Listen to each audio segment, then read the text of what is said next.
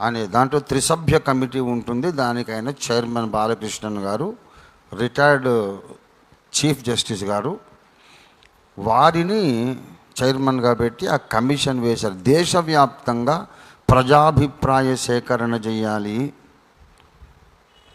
ఆ తర్వాత ప్రజల అభిప్రాయాలు వాళ్ళ యొక్క స్థితిగతులు స్టడీ చేసి వీళ్లకు ఎస్సీ హోదా కంటిన్యూ చేయాలా లేదా, కంటిన్యూ చేయడం న్యాయమా లేదా అనేది గవర్నమెంట్కు రిపోర్ట్ ఇవ్వాలి జస్టిస్ బాలకృష్ణన్ గారు.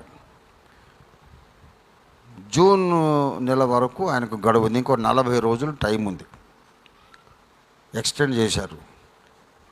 ఈ 40 రోజుల లోపల 1,00,000 సంతకాలు సేకరించి వారికి మన తరఫున రాష్ట్రీయ క్రైస్తవ పరిషత్తును మనము ఇప్పుడు మార్చాం. హిందీ బెల్ట్లో క్రైస్తవులను మసీహీలోగా అంటారు కనుక రాష్ట్రీయ మసీహీ పరిషత్, క్రైస్తవ పరిషత్ అంటే అదేంటంటున్నారు వాళ్ళకి అర్థం కాక. అందుకే రాష్ట్రీయ మసీహీ పరిషత్ అనేది లెటర్ హెడ్, దాని అఫీషియల్గా దాని పేరు అలా మార్చాం. ఆ లెటర్ హెడ్ మీద నేను ఒక రిప్రజెంటేషన్ రాసి ఇంగ్లీష్లో తెలుగులో, తెలుగు నేల ఇది కాబట్టి తెలుగు, ఇంగ్లీష్లో సేమ్ టెక్స్ట్ కింద నేను సంతకం చేసి వెనుక ఇక కాగితాల దొంతరలు ఒక్కొక్కరు నంబర్ 1, 2, 3, 4 నంబర్లు వేసి, నంబర్ 1 నా పేరు, నా అడ్రస్, నా ఆధార్ కార్డ్ నంబర్, నా ఫోన్ నంబర్, ఇది సంతకం. ఇలాగా సాధ్యమైనన్ని కనీసము తక్కువలో తక్కువ 1,00,000 సంతకాలు 2 తెలుగు రాష్ట్రాల్లోనూ, కర్ణాటకలో, ఇంకా ఒరిస్సాలో, యూపీలో ఎక్కడెక్కడ మన ఓఫిర్ మినిస్ట్రీస్ కుటుంబ సభ్యులు ఉన్నారో అందరి ద్వారా సంతకాలు సేకరించాలి. పైన కవరింగ్ లెటర్ నాది ఉంటుంది.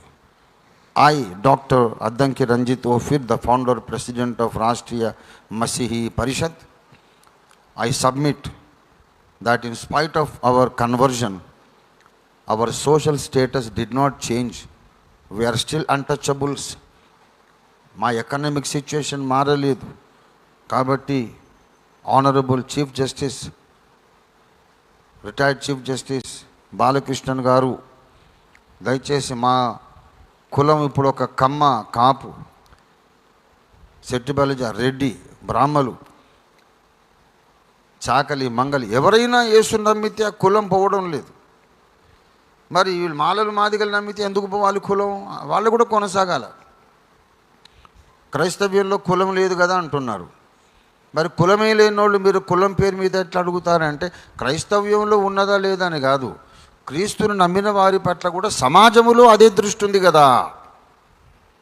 సమాజంలో దృష్టి మారడం లేదు కదా.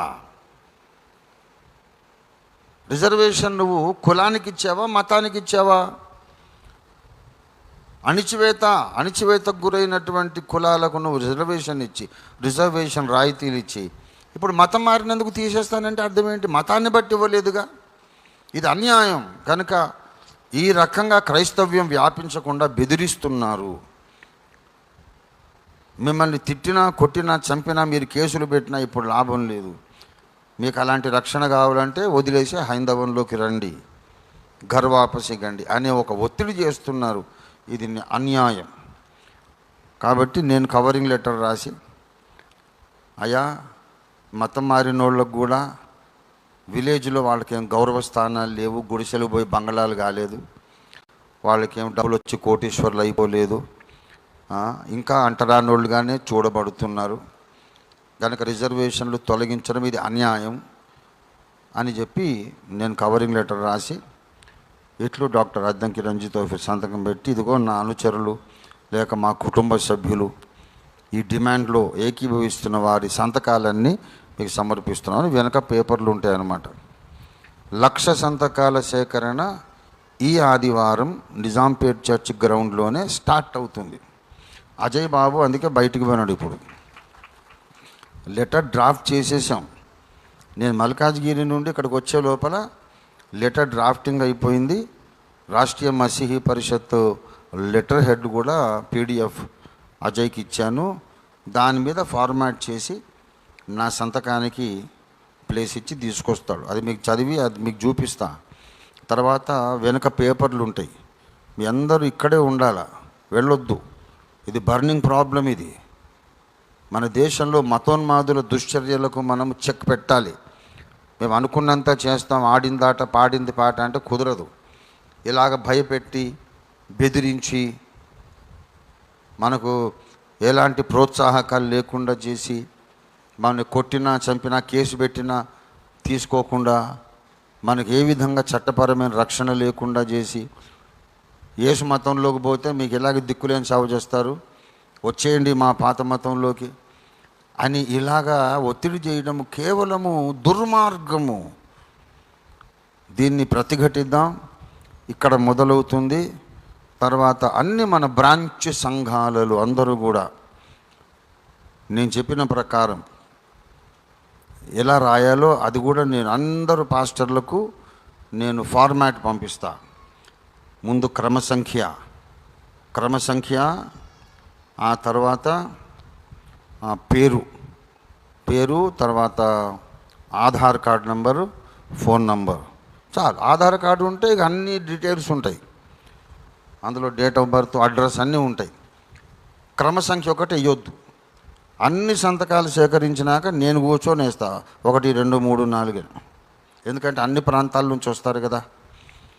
ఇవి ఒక 15 రోజుల లోపల మ్యాక్సిమం సంతకాలు సేకరణ అన్ని చోట్ల. మన సంఘాలు ఎక్కడుంటే అక్కడ, ఒక మన సంఘాలే కాదు ఇంకా వేరే క్రైస్తవ సంఘాలను కూడా రిక్వెస్ట్ చేసి అందరి సంతకాలు సేకరించి మనం జస్టిస్ బాలకృష్ణ గారికి సమర్పిద్దాము. ఈ 1,00,000 సంతకాల సేకరణ ఉద్యమం ఇప్పుడే ఈరోజే ఇదే స్థలంలో నిజాంపేట్ అగాపే సంపూర్ణ సువార్త సంఘ చర్చ్ గ్రౌండ్స్లో స్టార్ట్ అవుతుంది. దేవునికి స్తోత్రం కలుగును గాక. ఇప్పుడు అజయ్ బాబు ఆ లెటర్ తీసుకొని వస్తాడు. దేవునికి స్తోత్రం. మళ్ళీ మనం దేవుని వాక్యాన్ని మనం చదువుకుందాం.